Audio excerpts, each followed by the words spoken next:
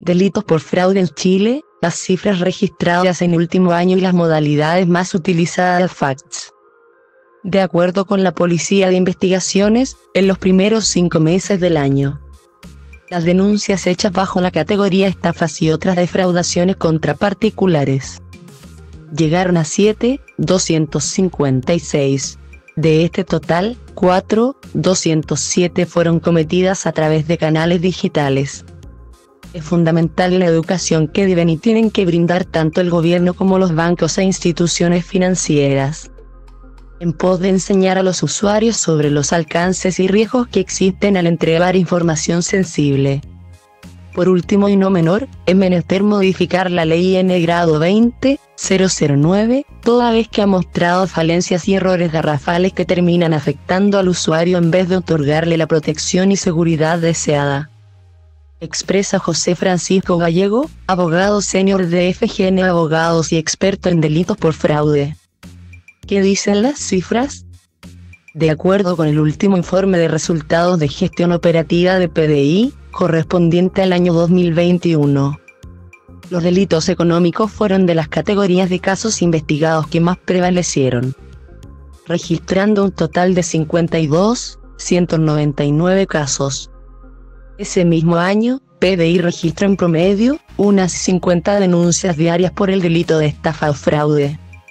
Según la Brigada de Delitos Económicos Metropolitana, BRIDEC, en marzo de este año la estimación de la cifra real de víctimas de estafas superaría los 104 casos denunciados ante las diferentes unidades de la PDI durante todo el 2021.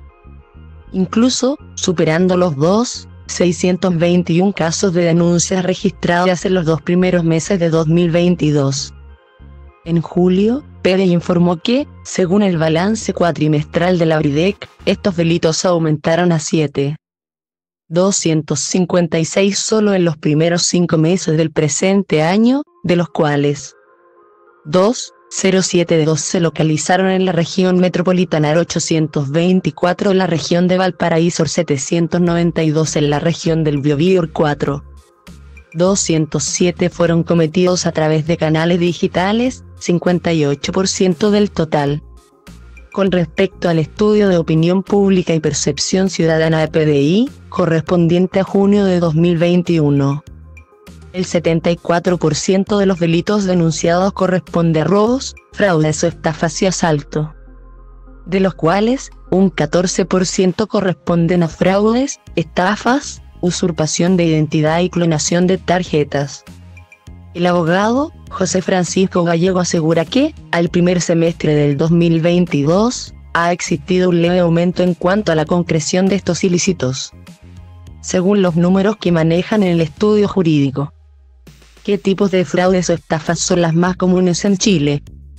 Gallego señala que ha existido una variación importante en el tipo de delitos a realizar por los perpetradores de estos hechos, asegurando que no se remiten solamente a correos maliciosos, malware ingresados a computadores o dispositivos móviles y la modalidad de fraude telefónico, sino que se han hecho extensivos a la obtención de datos sensibles de clientes y de accesos a las cuentas bancarias de formas remotas. Según el experto, en las causas tramitadas del estudio, se ha observado un trabajo de meses por parte de los defraudadores. En esa línea, el abogado explica que las modalidades preponderantes siguen siendo los fraudes telefónicos y los correos electrónicos maliciosos. Sobre las primeras hay que indicar que, durante el transcurso de los últimos 3 años ha existido un crecimiento exponencial en el manejo de la información sensible bancaria por parte de los defraudadores, toda vez que los mismos conocen cierto tipo de antecedentes, como por ejemplo, números de cuentas corrientes, tarjetas de débito coordenadas, que inducen al error de parte del usuario cuenta correntista, explica Gallego. De acuerdo con PDI, entre los modus operandi más tradicionales que se han observado, están el cuento del tío R Pepito paga doble R, los punteros, que operan fuera de las casas de cambio, hasta las más modernas estafas de WhatsApp R, venta sin entrega R, hasta estafas piramidales como la retejida o mandala de la abundancia siguen vigentes, aun cuando muchas de ellas son ampliamente conocidas por la comunidad. A principios de noviembre, la Policía de Investigaciones advirtió sobre un nuevo método de estafa, llamado matanza de cerdo, pig butchering, en inglés. Es un modo de estafa realizada mediante redes sociales o plataformas online, donde el estafador busca construir una relación de confianza con la víctima para, posteriormente, hacerla caer en inversiones fraudulentas. ¿Qué dice la ley al respecto? En mayo del 2020 se promulgó la Ley 21.234, que limita la responsabilidad de los titulares o usuarios de tarjetas de pago y transacciones electrónicas en caso de extravío, hurto, robo o fraude. Verónica Rosenbluth, docente de la Facultad de Derecho UC y experta en fraudes, explica que esta normativa incorporó dos nuevas modificaciones a la Ley 20.009. Y señala que, gracias a estas modificaciones, ahora el usuario puede salvaguardar su responsabilidad respecto a aquellas operaciones que desconozca haber realizado, aun cuando hayan tenido lugar previo al aviso al emisor del medio de pago.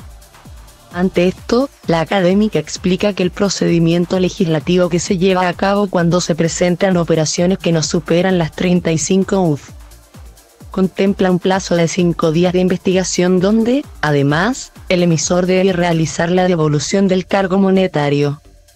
Con respecto a operaciones superiores a las 35 UF, la experta aclara que se establece un plazo superior para revisar los antecedentes.